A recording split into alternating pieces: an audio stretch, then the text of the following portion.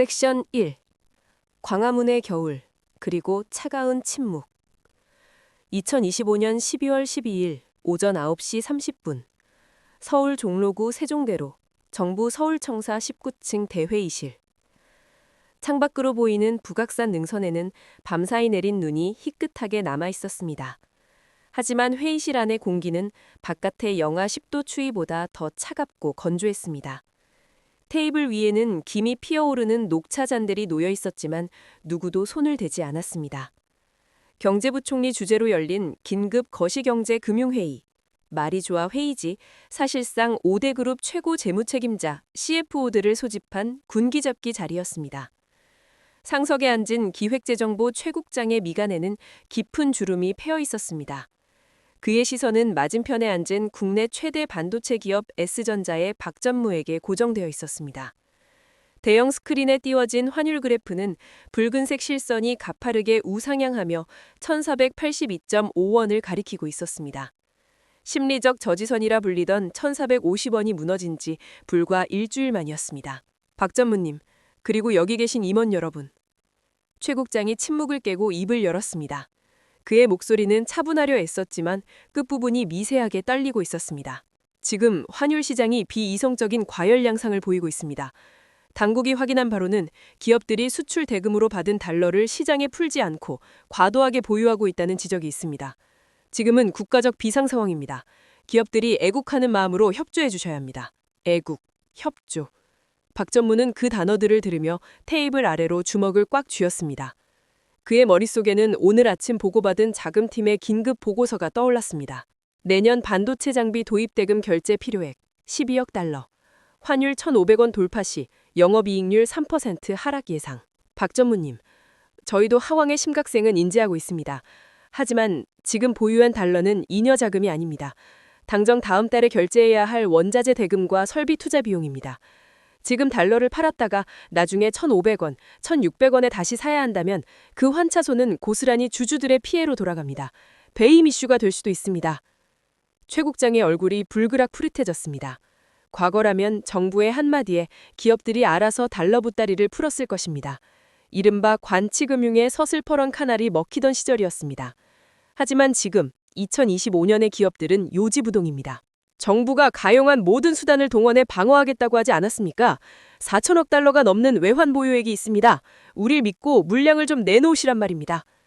최 국장이 언성을 높였지만 회의실을 지배하는 것은 무거운 정적뿐이었습니다. 박 전무 옆에 앉아있던 자동차 그룹의 김 부사장도 시선을 바닥에 둔 채 묵묵부답이었습니다.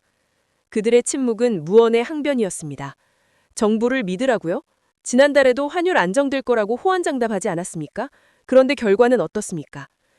회의실 구석에 앉아있던 한국은행 실무진이 조용히 태블릿 PC를 두드렸습니다. 실시간 역외 차액 결제 선물 시장에서 원화 가치는 또다시 하락하고 있었습니다. 외국인 투자자들은 한국 정부의 구두 대입을 비웃기라도 하듯 원화를 팔아치고 있었습니다. 박 전무는 식어버린 녹차잔을 바라보며 생각했습니다. 이것은 단순한 환율 방어전이 아니다. 정부는 지금 시장이라는 거대한 파도를 명령으로 막을 수 있다고 착각하고 있다. 하지만 기업들은 알고 있습니다. 배가 침몰할 때 구명조끼는 정부가 던져주는 것이 아니라 스스로 입고 있어야 한다는 것을. 오전 9시, 회의는 별다른 소득 없이 끝났습니다. 청사를 빠져나오는 박 전무의 관용차 안 라디오에서는 뉴스 속보가 흘러나오고 있었습니다.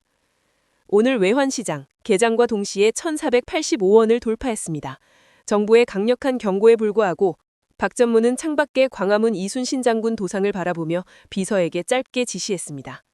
자금팀장 연결해. 당분간 달러 매도 금지다. 들어오는 수출 대금은 전액 달러 예금으로 묶어도 1센트도 시장에 내보내지 마.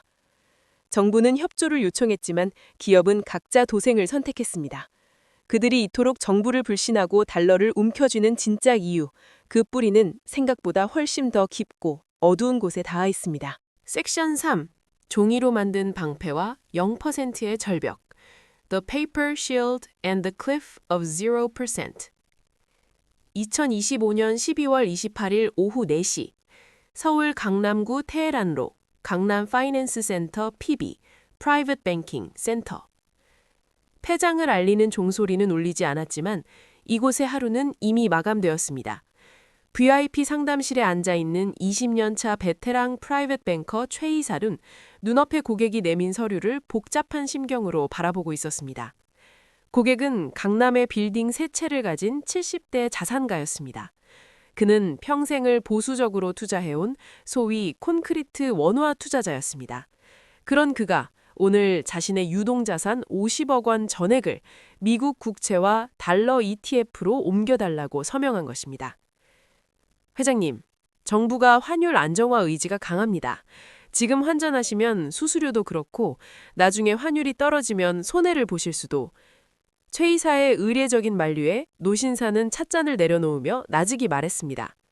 최 이사, 내가 1997년에도 2008년에도 정부 말을 믿었다가 반토막이 났어. 지금 내 친구들은 이미 자녀들한테 미국 주식을 증여하고 있어. 대한민국이라는 배가 엔진이 꺼진 것 같단 말이야. 엔진이 꺼졌다. 이 말은 여의도 증권가와 강남 자산가들 사이에서 공공연하게 도는 괴담이자 불편한 진실이었습니다. 정부는 연일 뉴스에 나와 외환 보유액 4,300억 달러, 세계 9위 수준이라며 펀더멘탈을 강조합니다. 하지만 시장의 큰 손들은 그 숫자의 맹점을 꿰뚫어 보고 있습니다. 4,300억 달러라는 거대한 당패. 하지만 그중 당장 현금처럼 쓸 수 있는 예치금은 10% 남짓에 불과합니다. 나머지 90%는 무엇일까요? 바로 미국 국채 같은 유가증권입니다.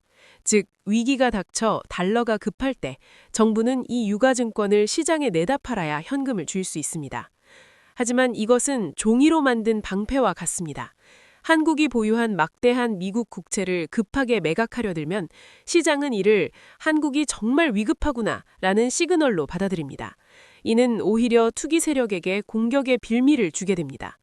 게다가 미국 금리가 올라 채권 가격이 떨어진 상태에서 매각하면 막대한 손실, valuation loss까지 감수해야 합니다. 숫자는 넉넉해 보이지만 실제로는 마음대로 꺼내 쓸 수 없는 돈, 이것이 4,300억 달러의 허상입니다. 하지만 더 근본적인 공포는 환율 그 자체가 아닙니다. 기업과 자산가들이 달러를 움켜쥐고 한국을 떠나려는 진짜 이유는 성장의 절벽 때문입니다. 한국은행의 내부 보고서가 경고했듯 대한민국의 잠재 성장률은 2025년을 기점으로 사실상 0%대의 진입을 눈앞에 두고 있습니다. 저출산으로 일할 사람은 사라지고 주력 산업인 반도체와 자동차는 중국의 추격에 쫓기고 있습니다. 새로운 성장 동력은 보이지 않는데 가계와 기업의 빚만 선진국 최고 수준입니다. 이것은 일시적인 경기 순환이 아니라 구조적인 침하, 싱킹입니다. 성장하지 않는 나라의 화폐 가치는 떨어질 수밖에 없습니다. 이것은 경제학의 중력 법칙입니다. 기업들이 537억 달러를 금고에 쌓아두는 것, 개인들이 해외로 자산을 옮기는 것은 이 중력에 저항하기 위한 필사적인 생존 본능입니다. 다시 광화문의 저녁, 어둠이 깔린 정부 서울청사의 불빛은 꺼질 줄 모릅니다. 관료들은 여전히 기업들에게 전화를 돌리고 은행장들을 소집해 달러를 풀라고 압박합니다. 이것은 과거 개발연대 시절에는 통했던 조폭식 압박입니다. 하지만 2025년의 시장은 차갑게 반응합니다. 신뢰가 없으면 정책은 소음일 뿐이다. 정부가 기업의 팔을 비틀어 억지로 환율을 1,400원대로 낮춘다 한들 구조적인 문제가 해결되지 않는 한 그것은 진통제에 불과합니다. 약효가 떨어지면 고통은 더 크게 찾아올 것입니다. 지금 대한민국 외환시장에서 벌어지는 정부와 기업의 기이한 평행선. 기업은 달러라는 방주를 짓고 있고 개인은 구명조끼를 입고 있습니다. 반면 정부는 구멍난 배 위에서 우리는 안전하다고 확성기를 들고 외치고 있습니다. 환율 1,480원. 이 숫자는 단순한 가격표가 아닙니다. 이것은 대한민국 경제가 보내는 마지막 구조 신호일지도 모릅니다. 그리고 그 신호를 무시한 대가는 1997년의 겨울보다 더 혹독할 수 있습니다. 우리는 지금 신뢰가 무너진 자리에 각자 도생만이 남은 차가운 겨울의 초입에 서 있습니다. 섹션 2. 트라우마의 기억과 537억 달러의 요새. The Memory of Trauma and the Fortress of $53.7 billion. 2025년 12월 12일 오후 2시. 서울 서초구 S전자 사옥 35층 임원실.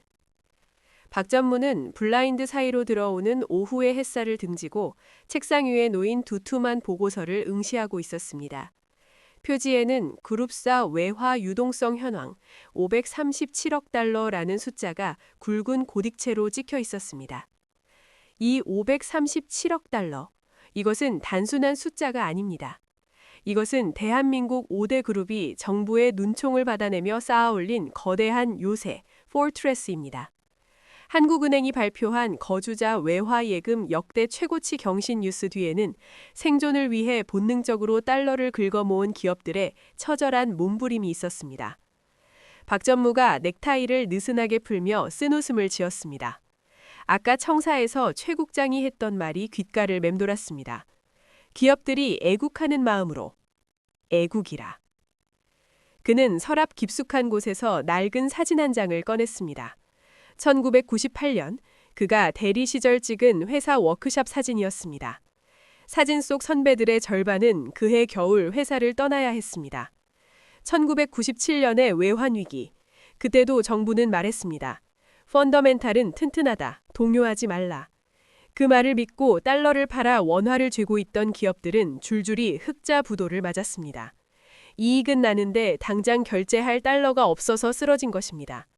반면 정부의 눈치를 보지 않고 미리 달러를 제뎌둔 외국계 기업과 일부 재벌만이 살아남아 헐값에 나온 알짜 자산들을 쇼핑했습니다. 박 전무의 기억 속에 가장 깊게 박힌 트라우마는 LG 반도체 빅딜 사건이었습니다. 1999년 정부는 구조조정이라는 명목하에 세계적인 경쟁력을 갖춘 LG 반도체를 강제로 현대전자에 넘기게 했습니다. 시장 논리가 아닌 정치 논리가 개입된 조폭식 구조조정. 그 과정에서 수많은 인재가 잘려나갔고 기업의 운명이 타의에 의해 난도질당했습니다. 그때 기업들은 뼛속 깊이 새겼습니다. 위기가 오면 국가는 기업을 지켜주지 않는다.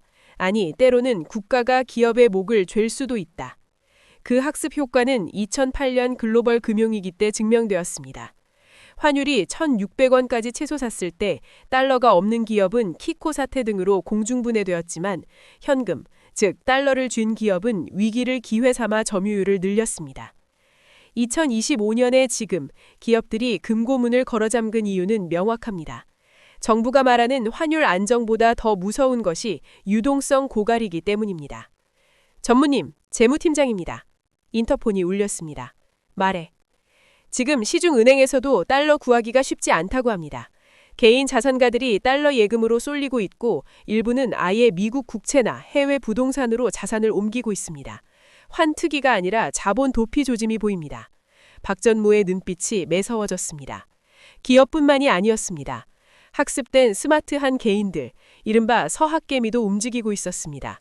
그들은 더 이상 한국의 원화를 신뢰하지 않습니다. 계속 모니터링해. 그리고 해외 법인에 있는 유보금, 국내로 송금하지 말고 현지에 묶어두라고 지시해. 세금 혜택 준다고 해도 들여오지 마. 정부는 기업들이 탐욕스럽게 달러를 쌓아두고 환차익을 노린다고 비난합니다. 하지만 기업 입장에서 이것은 탐욕이 아니라 보험입니다. 대한민국 경제라는 배가 침몰할 때를 대비한 구명정인 셈입니다. 박 전무는 다시 창밖을 내다보았습니다. 강남의 화려한 빌딩 숲 아래로 보이지 않는 균열이 커지고 있었습니다. 537억 달러라는 기업의 방패 뒤편에는 4,300억 달러라는 정부의 방패가 서 있습니다. 하지만 박 전무는 알고 있었습니다. 정부가 자랑하는 그 거대한 방패의 90%가 사실은 위기 상황에서 즉시 쓸 수 없는 종이 쪼가리일 수도 있다는 사실을 말입니다. 그가 우려하는 것은 단순한 환율 상승이 아니었습니다. 대한민국 경제의 기초 체력, 즉 잠재 성장률이 0%를 향해 추락하는 상황에서 맞이하는 외환 충격. 그것은 과거의 위기와는 차원이 다른 재앙이 될 것이기 때문입니다.